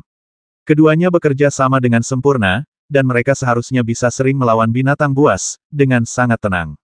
Saat Luli dan yang lainnya mengamati, mereka memikirkan bagaimana mereka harus bertarung jika bertemu dengan binatang buas. Namun, semua orang memikirkannya dan menemukan bahwa tidak mungkin, kekuatan serangan mereka mungkin tidak mampu menembus pertahanan binatang buas itu, dan kecepatan mereka akan membuat sulit untuk menghindari serangan gigi gergaji. Bahkan, setelah mereka mendekati binatang buas yang sunyi itu, mereka akan ditekan oleh darah dan aura kuat dari binatang buas yang sunyi itu, kekuatan tempur mereka akan ditekan, dan mereka pada akhirnya akan dengan mudah dibasmi. Dengan setiap tusukan, semakin banyak lubang darah di tubuh binatang raksasa itu, dan darah yang disumbangkan telah berkumpul ke sungai di bawah jurang. Binatang raksasa itu sangat marah dan menyapu banyak gunung dengan ekornya, meninggalkan medan perang dalam kekacauan. Boom! Setelah kurang dari setengah jam, binatang buas besar itu jatuh ke tanah, dipukuli sampai mati. Kedua sersan lapis baja biru mengeluarkan pedang biru dan mulai membedah tubuh binatang itu. Setelah mengumpulkan banyak materi spiritual, mereka kembali ke binatang kosong itu. Berdengung, binatang hampa itu memancarkan cahaya biru dan terus terbang menjauh. Kata-kata bukiannya tiba-tiba terdengar di aula binatang buas terpencil dibagi menjadi tingkat bumi, tingkat surga, dan tingkat suci. Ini adalah tingkat terendah dari binatang buas terpencil. Langit binatang buas tingkat terpencil. Ia tidak dapat dibasmi jika ia tidak mencapai tingkat kekuatan besar alam dewa, dan ia tidak dapat dibasmi jika binatang buas terpencil alam suci tidak mencapai kekuatan tempur super kuat. Yah! Ada juga binatang buas terpencil tingkat raja yang kekuatan tempurnya sebanding dengan alam dewa tertinggi, tetapi raja alam dewa semua binatang buas yang sangat terpencil telah dibasmi. Binatang buas terpencil seperti itu hanya bisa ada di monumen besar, alam rahasia, jadi, dan rahasia dunia. Bukiannya menjelaskan dan tidak berkata apa-apa lagi. Luli ingat bahwa dikatakan bahwa kaisar pembasmi sepertinya telah mati di Jedi, dan dia diam-diam bersemangat. Berapa banyak monumen kuno, alam rahasia, dan tempat Jedi yang harus ada di negeri kuno ini. Berapa banyak rahasia dan harta karun yang terkandung di dalamnya, dan betapa menakutkan dan berbahayanya hal itu. Apakah kamu tidak tahu apakah pegunungan Changyan aman atau tidak? Pikiran Luli melayang ke pegunungan Changyan di kejauhan, tidak peduli apa yang dia layani, yang terpenting adalah apakah keselamatannya terjamin. Luli tidak mengkhawatirkan bahaya yang ada di pegunungan, tetapi mengkhawatirkan Yan Tiangang. Yan Tiangang pasti memperhatikan kenaikannya, bahkan mungkin sisa-sisa keluarga Yan memberitahu Yan Tiangang tentang kenaikannya melalui cara khusus. Agaknya Yan Tiangang sudah mulai mengirim orang untuk menjelajahi tempat ia naik, mungkin mata-mata yang dikirim oleh Yan Tiangang sudah pergi ke pegunungan Changyan. Tahun depan, Yan Tiangang pasti akan mencoba yang terbaik untuk membasminya dan membalaskan dendam anggota keluarga Yan yang telah meninggal. Dalam 10 hari berikutnya, mereka bertemu lagi dengan beberapa binatang buas tingkat bumi di jalan. Setiap kali Bukianye menghentikan binatang buas itu, dan kemudian membiarkan kedua pasukan pemerintah berperang. Pertempuran berikutnya hampir tidak ada yang perlu diperhatikan, karena kedua sersan tersebut menggunakan metode yang sama untuk membasmi binatang buas, satu dengan penahanan frontal dan yang lainnya dengan kejutan dari samping. Binatang buas yang sunyi itu memiliki kecerdasan yang rendah, pengekangan frontal dari pasukan pemerintah sangat cepat, dan kekuatan serangan dari serangan sampingan sangat kuat. Kerjasama kedua orang itu sempurna, dan mereka dapat dengan mudah membasmi binatang buas yang sunyi itu. Setengah bulan berlalu dalam sekejap mata. Binatang hampa itu tiba di luar pegunungan besar dan berhenti. Suara Bukianye terdengar di aula. Kalian semua, keluarlah. Aku akan memberimu satu kesempatan terakhir untuk memilih. Jika kamu ingin pergi sendiri, alam dewa, kamu bisa pergi nanti. Setelah memasuki pegunungan Changyan, kamu harus mengabdi selama 1 tahun. Sebuah pintu di aula perlahan terbuka, dan orang-orang keluar. Setelah Luli keluar dari pintu, dia menemukan dirinya di udara. Sebuah kekuatan aneh menyelimuti dirinya, menyebabkan dia jatuh dengan cepat ke bawah. Ia segera menstabilkan tubuhnya dan berusaha sekuat tenaga untuk menahan kekuatan aneh tersebut, namun tubuhnya tetap terjatuh dengan cepat. Ia menstabilkan tubuhnya agar tidak terjatuh dan menjadi guk-guk pemakan lumpur. Wow, ada seruan di sekeliling, dan mata Luli tiba-tiba melirik ke belakang, dan dia melihat pemandangan yang mengejutkannya di dalam hatinya. Ada barisan pegunungan yang sangat luas di kejauhan. Pegunungannya sangat tinggi hingga menjulang tinggi hingga ke awan. Hal ini tidak mengherankan, yang mengagetkan adalah adanya guntur dan kilat berwarna ungu yang berjatuhan dari pegunungan, berjatuhan dari langit ke tanah. Guntur dan kilat ini tidak hilang dalam sekejap, tetapi terus bermunculan, seperti guntur dan kilat rantai besi yang besar, menghubungkan langit dan bumi, serta mengelilingi pegunungan. Ini adalah formasi rantai guntur. Seorang dewa yang mengetahui sesuatu tentang alam dewa menjelaskan ini harus diatur oleh orang-orang yang sangat berkuasa di alam dewa untuk melindungi pegunungan Changyan dan mencegah orang luar masuk. Cek, sepertinya ada harta karun terbaik di pegunungan Changyan. Kalau tidak, bagaimana lingkaran sihir sekuat itu bisa dibangun untuk perlindungan? Guntur dan kilat ini sangat menakutkan. 1000 kali lebih menakutkan dari petir terkuat di dunia kita, bukan? Jika kita terkena, kita akan langsung hancur berkeping-keping, bukan? Haha, jangan bicara tentangmu. Bahkan yang perkasa di alam dewa tidak berani menerobos. Ini dibangun oleh orang-orang super kuat dari rumah Changyan. Ada diskusi yang riuh di mana-mana, dan banyak orang yang sangat bersemangat dan penasaran. Bagaimanapun, ini adalah tempat di mana mereka akan tinggal selama 1 tahun ke depan, dan juga tempat di mana mereka akan tinggal untuk pertama kalinya setelah datang ke alam dewa. Luli selalu pendiam dan tidak pernah berbicara dengan orang lain. Saat ini dia berdiri rendah hati di bawah. Ia juga mengenakan jubah hitam yang menutupi rambut putih dan sebagian besar wajahnya, lagi pula rambut putihnya terlalu mencolok. Hei, binatang hampa di langit membuka mulutnya lebar-lebar, dan Bukianye terbang ke bawah dengan 9 pasukan lapis baja biru. Setelah dia tiba di depan semua orang, dia melirik dengan acuh tak acuh karena tidak ada yang pergi. Ikuti aku masuk. Dia diam-diam memimpin tim menuju pegunungan yang jauh, dan semua orang segera mengikutinya. Semakin dekat mereka ke pegunungan, semakin mereka merasa tertekan, dan napas banyak orang menjadi cepat. Cek, saat dia semakin dekat dengan petir ungu berkepala tebal itu, seluruh tubuh Luli menegang, dan dia merasa bulu-bulu di tubuhnya akan meledak. Krisis fatal muncul dalam jiwanya, menyuruhnya menjauh dari guntur dan kilat itu. Ketika mereka tiba 100 meter dari guntur dan kilat, langkah kaki semua orang lemah. Ada guntur dan kilat setiap 10 meter. Masuk akal jika setiap orang bisa masuk melalui celah antara guntur dan kilat. Namun tidak ada yang berani mempunyai pemikiran seperti itu, mereka semua tahu bahwa hal itu pasti akan membawa kematian. Hancurkan roda langit. Bukianye berhenti pada saat itu. Sebuah roda muncul di tangannya dan dia melemparkannya tinggi-tinggi ke langit. Roda itu dengan cepat bertambah besar dan berubah menjadi roda roulet besar dengan radius ribuan kaki. Pergi. Roulet itu terbang menuju guntur dan kilat, menghalangi puluhan guntur dan kilat di depannya. Lusinan guntur dan kilat ungu menyambar roulet, tanpa suara, dan semuanya terserap oleh roulet. Masuk. Bukianye melambaikan tangannya dan memimpin untuk bergegas ke depan. Semua orang menahan napas dan mengikuti. Melihat Bukianye di depannya bergegas melalui formasi rantai guntur, orang-orang di belakangnya segera menindaklanjuti. Luli berada di tengah-tengah tim. Setelah dia bergegas ke formasi rantai guntur, dia menemukan bahwa dengan kilatan cahaya, pemandangan di depannya berubah total, dan dia tiba di sebuah lembah besar. Sepertinya ada susunan teleportasi dalam susunan rantai guntur, jika tidak, mustahil untuk sampai ke sini sekaligus.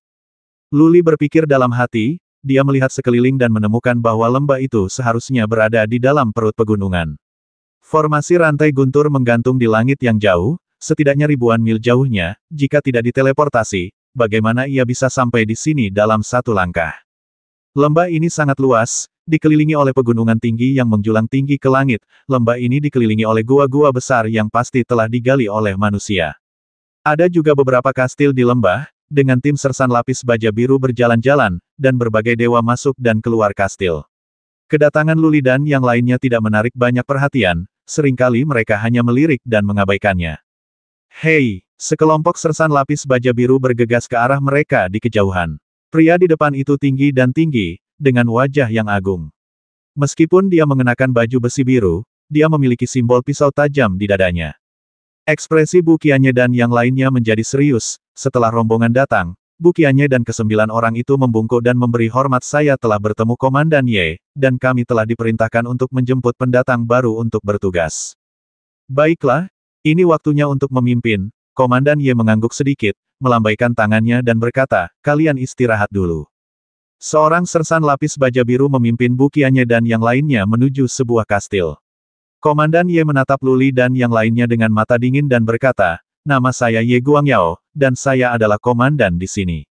Anda harus mematuhi setiap kata yang saya ucapkan di bawah. Simpanlah itu di hatimu, jika tidak jangan salahkan aku jika kamu mati. Semua orang buru-buru mendengarkan dengan penuh perhatian. Orang-orang yang berada di bawah atap harus menundukkan kepala. Jika mereka menyinggung tentara pemerintah ini, kematian mereka akan sia-sia.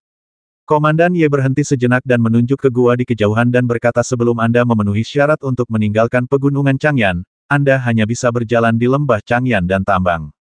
Jika Anda berani masuk tanpa izin ke area lain, Anda akan dibasmi. Changyan kedua penggunaan kekerasan sama sekali tidak diperbolehkan di Yangu. Apapun harus dilaporkan. Mereka yang menggunakan kekerasan secara pribadi akan dibasmi. Ketiga, semua emas Qingyang yang Anda gali harus diserahkan. Mereka yang berani menyembunyikannya secara pribadi akan dibasmi terbasmi. Keempat, Anda harus menyerahkan $10 setiap bulan. Jika kristal Qingyang gagal menyelesaikan misinya, waktu layanannya akan ditambah 1 tahun. Siapapun yang menolak akan dibasmi. Komandan Ye mengucapkan kata basmi 4 kali berturut-turut, yang membuat hati semua orang gemetar. Poin terakhir membuat banyak orang terlihat sangat jelek. Anda harus menyerahkan 10 Qingyang Gold setiap bulannya. Jika gagal menyerahkannya, apakah masa kerja Anda akan diperpanjang selama 1 tahun? Jika Anda masih tidak bisa membayarnya, bukankah Anda akan bertugas di sini seumur hidup Anda? Tampaknya emas Qingyang tidak mudah untuk digali. Luli memandang ke arah prajurit di kejauhan yang berjalan tergesa-gesa, lesu, dan bahkan sedikit mati rasa. Tidak ada kilau di mata kelompok orang ini, dan tidak ada ketajaman di tubuh mereka. Mereka pasti sudah mengabdi di sini selama bertahun-tahun, dan kemungkinan besar mereka tidak pernah bisa menyelesaikan misinya. Bukankah pengabdian 1 tahun ini akan menjadi jebakan? Luli tiba-tiba merasakan firasat buruk di hatinya. Jika dia mengatakan itu hanya 1 tahun, jika dia tidak memiliki sarana, dia mungkin bisa mengabdi di sini selama puluhan ratus tahun, atau bahkan puluhan ribu tahun. 1000 orang tinggal di sebuah kastil besar, dan setiap orang diberi sebuah ruangan kecil berukuran kurang dari 10 meter persegi. Mereka merasa seperti binatang di penangkaran.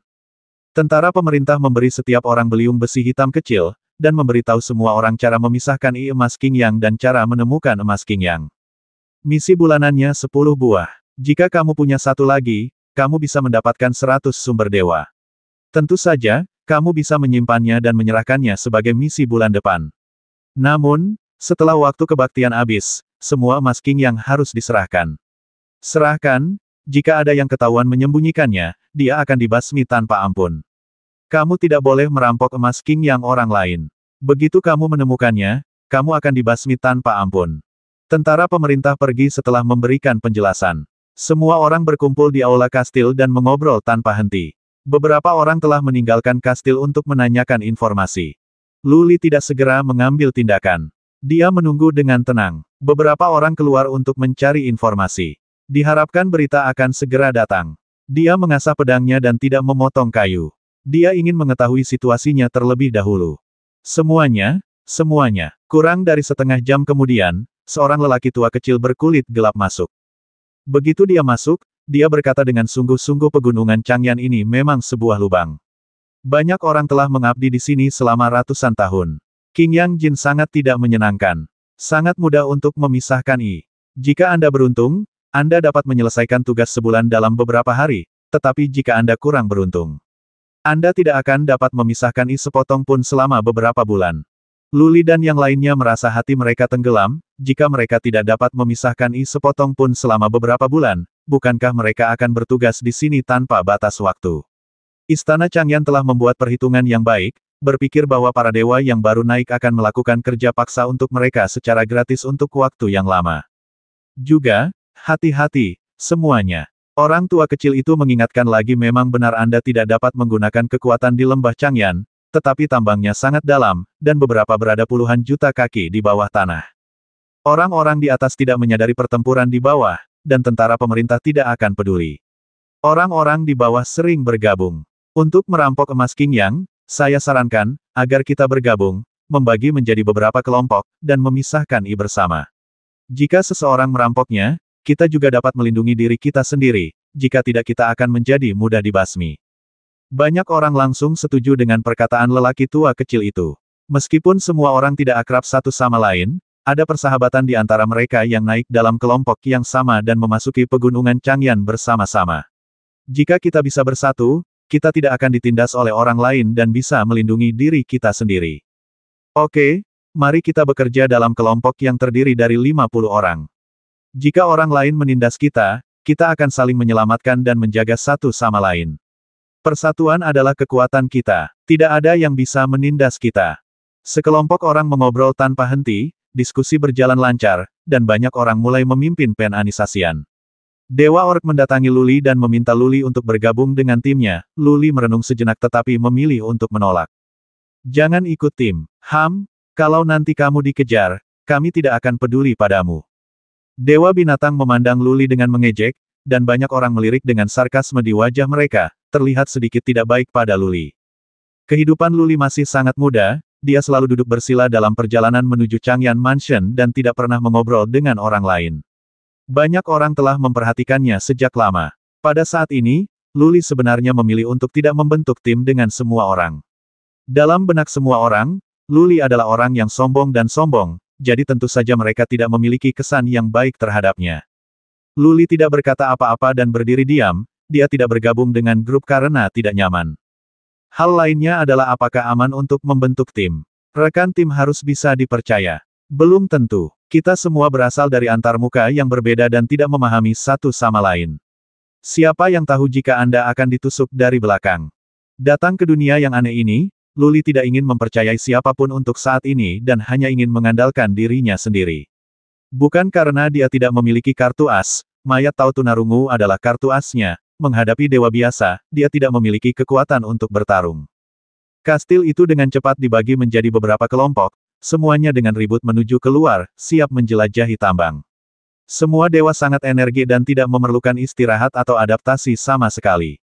Sebagian besar orang di aula yang luas segera pergi, Luli menemukan bahwa ada juga orang yang tidak membentuk tim seperti dia, dan menyaksikan dengan mata dingin sekelompok orang pergi. Sasha, ketika Luli hendak keluar, seorang pemuda berambut ungu dengan temperamen agak dingin datang dari sudut. Dia menangkupkan tangannya dan berbisik, "Saya Suzixi, dari alam Hongwu. Saya tidak percaya orang-orang itu. Kamu, sangat kuat, aku ingin bekerja sama denganmu." Dengan baik, Luli mengangkat alisnya, sedikit terkejut. Dia juga dewa yang baru naik. Suzixi sebenarnya mengatakan bahwa dia sangat kuat. Dia berkedip dan bertanya, "Saya baru saja naik, dan apa yang saya pahami adalah arti sebenarnya yang biasa. Mengapa Anda mengatakan saya kuat?" "Tidak tahu." Suzixi menggelengkan kepalanya, lalu menatap Luli dengan mata tajam dan berkata, "Itu hanya sebuah intuisi. Saya merasa bahwa Anda adalah yang terkuat di antara kelompok orang kami untuk naik. Saya berhak mengikuti Anda. Intuisi saya selalu begitu tepat." Hehe, Luli tertawa terbahak-bahak, dia sendiri tidak memiliki kepercayaan diri ini, tetapi Suzixi sangat percaya padanya. Dia menggelengkan kepalanya dan menolak, "Maaf, saya tidak membentuk tim, saya bepergian sendiri." "Baiklah kalau begitu." Su Zixi berkata dengan sedikit penyesalan, kalau begitu, bisakah kamu memberitahuku namamu? Kuharap kita bisa menjadi teman di masa depan. Bajak rusa. Luli mengucapkan namanya secara terbalik dan menggunakan dua kata dengan suara yang sama. Setelah mengatakan ini, dia berjalan keluar kastil dengan sikap rendah hati, memilih tambang secara acak dan masuk. Tambang itu sangat besar, lebarnya ribuan kaki, dengan batu-batu hitam di semua sisinya. Orang-orang terus-menerus keluar masuk, berjalan tergesa-gesa. Luli berjalan menyusuri tambang yang mulai memanjang ke bawah. Setelah berjalan puluhan mil, beberapa pertigaan muncul. Luli secara acak memilih garpu dan terus bergerak maju, mengamati sekeliling dengan pikiran spiritualnya, mencari King Yang Gold. Tentu saja, dia tahu bahwa emas King Yang tidak akan ditemukan di sini. Jika ada, pasti sudah lama digali. Sepanjang perjalanan, Anda juga bisa melihat banyak lubang di dinding batu yang jelas-jelas telah digali oleh manusia. Perasaan spiritual Luli sangat kuat, meskipun ruang dunia ilahi stabil, ia masih dapat menjelajah radius puluhan ribu mil. Namun, batu hitam di tambang dapat mempengaruhi pendeteksian pikiran spiritual. Luli hanya dapat mendeteksi dalam jarak beberapa ratus kaki, dan tidak dapat mendeteksi lebih jauh. Berlari sepanjang jalan, saya menemui pertigaan di sepanjang jalan. Tambang di bawah semakin mengecil, pasti telah digali oleh seseorang. Entah sudah berapa tahun pegunungan Changyan ada dan sudah berapa banyak orang yang memisahkan inya. Tambang ada di mana-mana dan bekas penggalian di mana-mana. Setelah berlari selama setengah jam, Luli merasa bahwa dia telah melakukan perjalanan setidaknya puluhan ribu mil, tetapi dia tidak menemukan emas King Yang. Luli bertemu banyak orang di jalan, dan melihat tim demi tim, tetapi mereka hanya beberapa orang. Satu kelompok melirik ke arah Luli, mengabaikannya, dan pergi dengan tergesa-gesa. Ini seperti sarang semut di bawah tambang ini. Luli hampir pingsan di dalam, jadi dia mengabaikannya dan terus bergerak ke bawah. Pasti tidak ada emas King Yang di tambang di atas, dengan banyaknya orang yang mencarinya, bagaimana mungkin emas King Yang masih ada? Hah, ada seseorang, King Yang Gold. Setelah berlari setengah jam lagi, Luli menemukan seseorang di sebuah tambang kecil. Perasaan spiritualnya mendeteksi bahwa dia baru saja memisahkan sepotong emas King Yang. Menjauhlah. Sebuah suara pembasmi datang dari dalam. Pria itu segera meletakkan emas King Yang ke dalam pelukannya, lalu mengeluarkan pedang, menunjuk ke arah Luli dan berkata, kamu ingin mencuri emas King Yang-ku. Percaya atau tidak, aku akan membasmimu. Luli benar-benar tidak berniat merampok emas King Yang orang lain, tetapi nada suara orang ini membuatnya sangat jijik. Dia merenung sejenak dan memilih untuk pergi dengan sikap rendah hati. Dunia para dewa penuh dengan dewa, harimau berjongkok, naga tersembunyi. Jika Anda bisa menghindari menimbulkan masalah, jangan menimbulkan masalah. Bukannya ada perseteruan fana yang tidak bisa diselesaikan. Setelah berlari ke depan lebih dari 10 mil, dia menemukan semakin banyak bahwa ada terlalu banyak ranjau di bawah pegunungan Changyan, seperti sekelompok istana bawah tanah. Namun, semakin jauh dia pergi, semakin sedikit orang yang ada. Dia berjalan mengambil beberapa batang dupa tanpa bertemu siapapun. Dia mencari-cari dengan pikiran spiritualnya, dan setelah memastikan bahwa tidak ada seorang pun di sana, dia mengeluarkan mutiara Tianxi, dan tubuh Tao yang tuli muncul di depannya dari udara tipis. Bagaimana kabar Xiao Bai? Luli segera menyingkirkan mutiara Tianxi dan bertanya. Pendeta Tao yang tuli itu mengangguk dan berkata pada dasarnya baik-baik saja, tetapi kamu perlu mengambil sumber ilahi setiap 5 hari. Jika kamu ingin pulih sepenuhnya, kamu juga memerlukan obat ajaib yang baik. Pendeta Tao yang tuli melihat sekeliling beberapa kali, matanya sedikit berbinar dan dia berkata, Tuan, apakah Anda berada di alam dewa? Di mana Anda di sini? Rumah Changyan, pegunungan Changyan, saya akan mengabdi di sini selama 1 tahun, dan saya akan menambang emas King Yang.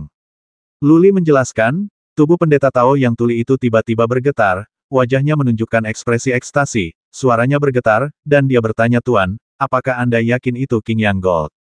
Ya, ada apa? Luli bertanya dengan cemberut bingung. Barang bagus. Pendeta Tao yang tuli mengeluarkan air liur dari mulutnya dan berkata saya pernah mendengar tentang emas King Yang sebelumnya. Ini adalah materi ilahi terbaik yang hanya dapat dinikmati oleh orang kuat di tingkat Raja Iblis. Sepotong emas King Yang dapat ditukar dengan materi ilahi yang tak terhitung jumlahnya di alam iblis. Hal ini untuk Warcraft kami tampaknya sangat berguna. Jika Anda memberi saya beberapa Azure yang Gold, mungkin saya dapat menyembuhkan luka saya dan memulihkan kekuatan saya ke puncaknya. Dan mungkin, kekuatan saya akan meningkat pesat. Ah, Luli tertegun sejenak, dan kemudian dia menjadi sangat gembira, dia tidak menyangka bahwa dia seberuntung itu. Dia dengan cepat bertanya Tao Tunarungu, jika kekuatan tempurmu dikembalikan ke puncaknya, seberapa kuat kamu? Bisakah kamu lebih kuat dari mereka yang ada di daftar dewa? Bagaimana bisa? Pendeta Tao yang tuli memutar matanya dan berkata, Tuan, menurut Anda apakah begitu mudah untuk masuk ke dalam daftar dewa? Ada miliaran dewa di dunia dewa, tetapi hanya ada 1 juta orang di daftar dewa. Mereka yang bisa berada di daftar dewa adalah dewa yang sangat kuat. Bahkan jika Anda bergabung dengan tentara pemerintah manapun, mereka semua adalah orang kuat di tingkat komandan. Kekuatan tempur puncak saya tidak terlalu kuat, tetapi saya seharusnya tidak memiliki masalah berurusan dengan dewa biasa. Komandan, apakah Komandan Ye adalah orang yang kuat dalam daftar dewa? Luli berpikir dalam hati, aura Komandan Ye sangat menakutkan. Orang-orang kuat dalam daftar dewa sangat kuat. Seberapa kuat Yan Tiangang? Ini tidak terbayangkan. Jika dia menjadi sasaran Yan Tiangang, dia akan terbasmi seketika dan sama sekali tidak ada peluang untuk bertahan hidup. Ayo, temukan King Yang Jin. Luli melambaikan tangannya dan memimpin pendeta Tao yang tuli itu ke depan. Pertama-tama dia mencari sepotong emas King Yang untuk melihat apakah pendeta Tao yang tuli itu dapat memperbaikinya. Jika dia bisa mendapatkan kembali kekuatan tempur puncaknya, setidaknya dia akan aman ditambang dan tidak akan takut dewa lain akan membasminya. Komandan Ye berkata bahwa emas King Yang tidak dapat disimpan secara pribadi, tetapi dia tidak mengatakan bahwa emas tersebut tidak dapat dimurnikan, bukan?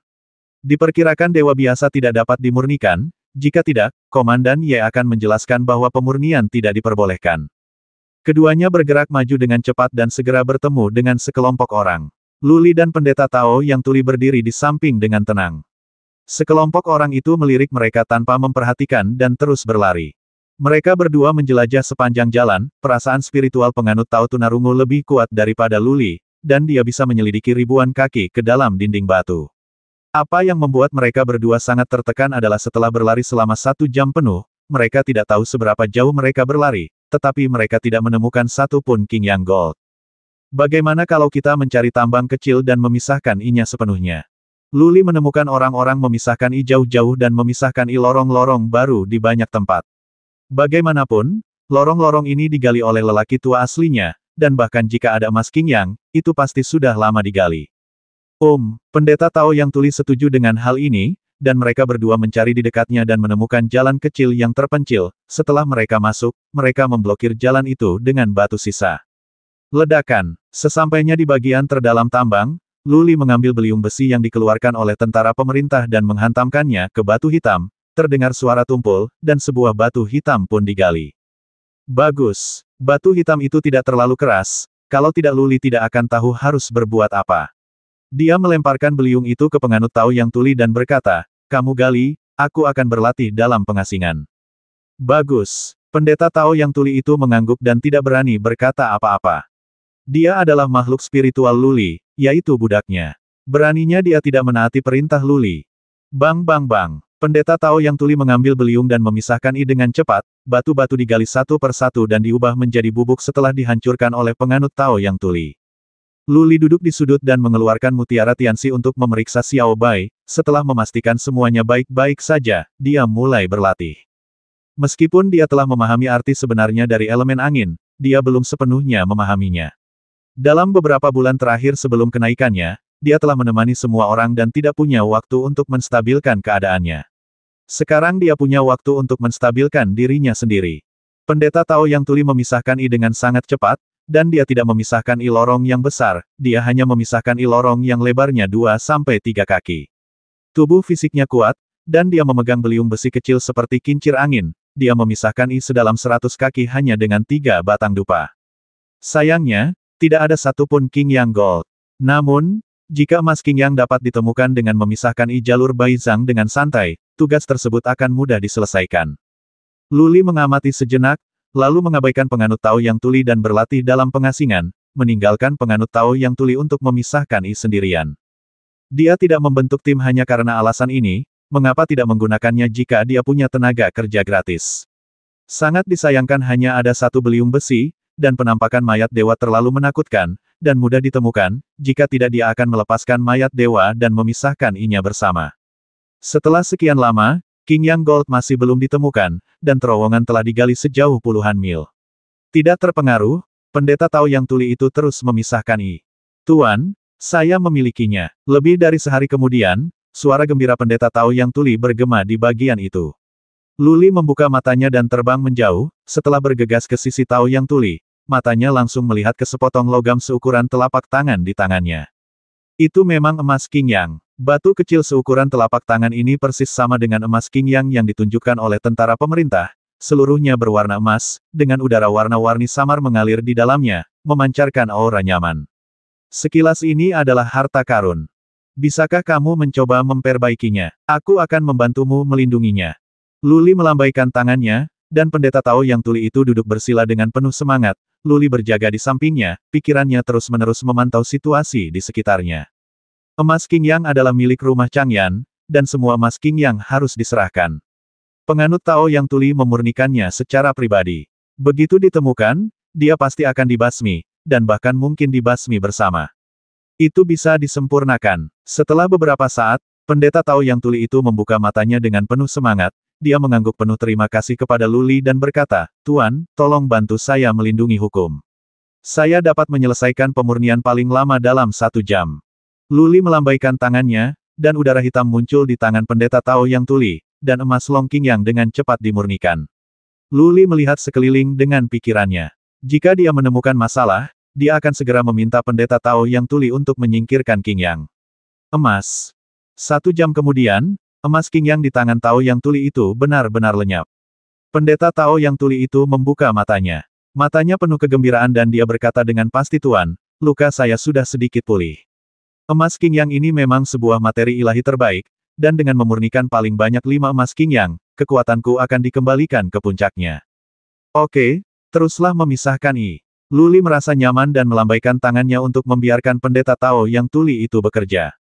Setelah awal yang baik, perkembangan selanjutnya membuat Luli dan Tao Tunarungu sangat tertekan, karena selama 12 hari, keduanya tidak memisahkan I sepotong emas Qing Yang. Keduanya pun mengubah arah penggalian. Setelah hari ke-8, Luli pergi memisahkan I sendiri, namun tetap tidak menemukan apapun. Hajar Aswad dapat mempengaruhi penjelajahan pikiran spiritual. Keduanya tidak mengetahui di mana letak emas Qing Yang dan hanya dapat memisahkan I secara menangui buta. Dalam hal ini sepenuhnya adalah masalah keberuntungan. Di dalam kastil, lelaki tua kecil itu berkata bahwa jika Anda beruntung, Anda dapat memisahkan I misi yang bernilai beberapa bulan dalam sebulan, tetapi jika Anda tidak beruntung, Anda tidak akan dapat memisahkan I satu misi pun selama beberapa bulan. 10 keping emas azure yang harus diserahkan setiap bulan, tetapi Luli hanya menemukannya sekarang. Dia awalnya ingin memisahkan I beberapa lagi untuk disempurnakan terlebih dahulu oleh penganut Tao Tuli, sehingga dia bisa mendapatkan kembali kekuatan bertarungnya. Sekarang tampaknya Luli bahkan tidak dapat menyelesaikan apa yang dia butuhkan untuk misinya, apalagi menyempurnakannya untuk penganut Tao Yang Tuli. Setelah 1 bulan habis, jika Luli gagal membayar emas Qing Yang, masa pengabdiannya akan diperpanjang 1 tahun. Jika ia gagal membayarnya dalam waktu 2 bulan, masa pengabdiannya akan diperpanjang 2 tahun. Jika Anda tidak pernah menyelesaikan misinya, Anda dapat tinggal di sini selama sisa hidup Anda. Cakar darah. Luli melepaskan sihir garis keturunannya dan meraih batu hitam itu dengan keras, menyebabkan batu itu hancur berkeping-keping. Luli mengangguk diam-diam dan berkata kepada pendeta Tao Yang Tuli, "Kita akan memisahkan I lebih efisien jika kita bekerja secara terpisah. Bantu saya menyelesaikan tugas ini terlebih dahulu." Luli tidak ingin tinggal di sini selama sisa hidupnya. Menurut rencananya, dia akan tinggal di sini selama setahun penuh. Setelah dia memperoleh kualifikasi sebagai warga mansion, dia kemudian akan menemukan cara untuk mendapatkannya, beberapa sumber ilahi. Pada akhirnya, dia akan pergi ke Gunung Senjian untuk mencari Kaisar Doutian. Kaisar Doutian adalah pemimpin sekte dari sekte pedang ilahi, kekuatan besar di dunia dewa, dan penguasa di satu sisi. Menemukan Kaisar Doutian akan meningkatkan kekuatannya dengan lebih baik, dan juga akan lebih mudah menemukan Luling. Yan Tiangang adalah orang yang kuat di dunia ilahi dan orang yang paling kuat. Kekuatan tempur Luli saat ini benar-benar tak tertandingi. Ada juga dewa bersayap, dewa barbar, dan dewa penyihir. Dia sekarang menghadapi musuh di mana-mana di alam dewa. Hanya dengan menemukan Kaisar Doutian dia dapat memperoleh pijakan yang kokoh di alam dewa, mendapat tempat untuk menetap, dan berkembang dengan cepat dan lambat. Kaisar Doutian berkata bahwa selama dia datang ke alam dewa dan menemukan gunung pedang ilahi, dia akan menerima Luli sebagai muridnya. Luli sangat mengagumi Kaisar Doutian. Ini adalah dewa leluhur alam Doutian, dan merupakan kehormatan baginya untuk mengikuti Kaisar Doutian. Luli dan penganut Tao Tunarungu mulai memisahkan I secara terpisah, mereka memisahkan I dengan rute diagonal, setelah memisahkan I sekitar 5 mil, mereka mengubah arah dan bergabung bersama, lalu melanjutkan memisahkan I secara terpisah. Ini memang jauh lebih efisien, namun hasilnya kurang optimis. Setelah 7 hari penggalian, keduanya hanya menemukan satu keping emas Qingyang. Hah! Ketika Luli hendak memasukkan emas Qingyang ke dalam cincin luar angkasa, dia menemukan bahwa dia tidak dapat memasukkannya ke dalam. Emas Qingyang tampaknya sangat istimewa dan tidak dapat dimasukkan ke dalam cincin luar angkasa. Bas! Luli mengeluarkan mutiara Tianxi dan kali ini bisa dengan mudah memasukkan emas Qingyang ke dalamnya. Luli berpikir dalam hati, sepertinya cincin luar angkasa miliknya levelnya terlalu rendah, bukankah cincin luar angkasa dari alam dewa tidak dapat menampung emas Qingyang? Sudah 19 hari, dan hanya ada satu keping emas Qingyang. Luli sakit kepala, dia memasuki mutiara Tianxi dalam sekejap, memeriksa Xiao Bai, memberinya sumber dewa, lalu duduk di sebelahnya dan mengusap kepalanya dengan lelah. Tuan, apakah kamu dalam masalah? Mayat dewa petarung di sebelahnya tiba-tiba bergerak, dan transmisi suara Sue Ling Er muncul di benaknya. Luli menatap mayat itu, mengangguk dan mengirim pesan untuk menjelaskan dilema yang dia hadapi. Sue Ling Er dengan cepat mengirim pesan, Tuan, apakah Anda ingin saya mencobanya? Anda, Luli terkejut sesaat, lalu menggelengkan kepalanya dan berkata, kamu tidak bisa keluar begitu saja. Mayat dewa itu sangat istimewa. Jika seseorang menemukannya, kamu akan mendapat masalah besar. Hehe, mayat dewa tidak perlu keluar. Sue Ling Er datang sambil tertawa dan berkata, saya dapat langsung mengontrol tentakel untuk menembus mutiara Tianxi. Saya akan melihat apakah saya dapat menembus ke dalam batu. Jika saya bisa, saya dapat dengan mudah membantu Master menemukan emas Qingyang. Oh, Luli bangkit dan mengeluarkan mutiara jahat surgawi. Dia kemudian mengirim pesan ke Blood Immortal Fin dan berkata, cobalah. Bas, mutiara Tianxi di tangan Luli menyala, dan kemudian bayangan merah darah muncul, menyebar ke dinding batu di sebelahnya. Luli dan penganut Tao yang tuli tersapu oleh pikiran spiritual mereka, dan wajah mereka segera menunjukkan kegembiraan. Mereka berdua mengira tanaman merambat berwarna merah darah terus menyebar, dengan mudah melewati batu hitam, berjalan beberapa mil jauhnya dalam sekejap mata. Bagus. Wajah Luli penuh dengan ekstasi, tetapi dia segera bangun dan berkata melalui transmisi suara Sue Ling Er, hati-hati. Banyak orang akan menggunakan indera spiritualnya untuk mendeteksi. Jangan sampai ketahuan. Arah yang dijelajahi tanaman merambat Sue Ling Er segera berbelok dan memanjang ke bawah, setelah setengah batang dupa. Sebuah pesan terdengar di benak Luli ada 17 mil jauhnya di kiri bawah. Bagus. Luli segera sangat gembira dan meminta pendeta Tao yang tuli itu untuk memisahkan I ke arah itu. Setelah memisahkan I terowongan sepanjang 7 mil, dia menemukan sepotong emas Qingyang dengan mudah. Sehat. Pendeta Tao yang tuli tersenyum, sangat mudah untuk memiliki Blood Immortal Fin untuk membantu menambang emas Qingyang. Blood Immortal Fin tampaknya dapat menyebar tanpa batas, sehingga mudah untuk mendeteksi Qingyang Gold. Hati Luli merasa lega. Blood Immortal Fin telah banyak membantunya. Jika nanti ada mayat yang bagus, dia bisa membantunya menemukannya. Benar-benar tidak mungkin menunggu dia menjadi lebih kuat dan membasmi musuh dari Blood Immortal Fin. Gali 10 mil ke kanan, lalu gali 5 mil ke bawah. Ada 2 emas Qingyang di sana. Lanjutkan memisahkan I ke bawah. Ada puluhan mil di depan. Ada satu di sana. Di bawah bimbingan Blood Immortal Fin, Luli dan Tao Tunarungu bertindak cepat. Hanya dalam sehari, mereka benar-benar memisahkan I 10 buah. Tugas bulan ini selesai. Melanjutkan, Luli dan penganut Tao Tunarungu sangat bersemangat, terutama penganut Tao Tunarungu. Misi Luli untuk bulan ini telah selesai, dan sisa emas Qingyang dapat dimurnikan untuk memulihkan kekuatan bertarungnya. Kekuatan tempur Luli tidak terlalu kuat di antara para dewa, lagi pula, dia baru saja membuat terobosan. Mayat dewa tidak dapat diungkapkan dengan mudah, dan penganut Tao yang tuli tahu bahwa dia harus mendapatkan kembali kekuatan bertarungnya sesegera mungkin. Jika tidak, jika Luli terbasmi, dia tidak akan selamat. Dia adalah monster dari alam iblis, dan dewa biasa tidak dapat mendeteksinya, tetapi pasukan pemerintah yang kuat pasti dapat mendeteksinya. Setelah identitasnya terungkap, dia akan mati. Oleh karena itu, begitu terjadi pertempuran, musuh harus dibasmi dan informasinya tidak boleh bocor.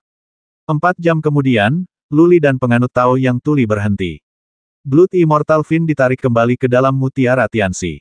4 jam kemudian, mereka memisahkan I 6 emas azure yang lagi, dan penganut Tao yang tuli tidak sabar untuk memurnikannya. Luli duduk bersila di sampingnya untuk melindungi penganut Tao Yang Tuli saat penganut Tao Yang Tuli memurnikan setiap keping emas Qing Yang. Luli dapat dengan jelas merasakan auranya melonjak. Saat dia menyempurnakan yang keempat, aura Tao Yang Tuli sudah membuat Luli merasa sedikit tertekan. Hah! Ketika dia memurnikan potongan kelima emas Qing Yang, sebuah pemikiran spiritual menyapu dirinya seperti angin sepoi-sepoi. Luli terkejut dan berseru, tidak, ada pemikiran spiritual yang datang ke dalam diri Anda, penganut Tao Yang Tuli. Pendeta Tao Yang Tuli segera berhenti memurnikan emas Qing Yang, tetapi itu sudah terlambat. 3 suara menusuk datang dari lorong di belakang mereka berdua. Luli menyapu dengan pikiran spiritualnya dan menemukan 3 sosok terbang ke arah mereka. Mata mereka bertiga dingin, dan terlihat jelas bahwa orang yang datang tidak baik hati. 1210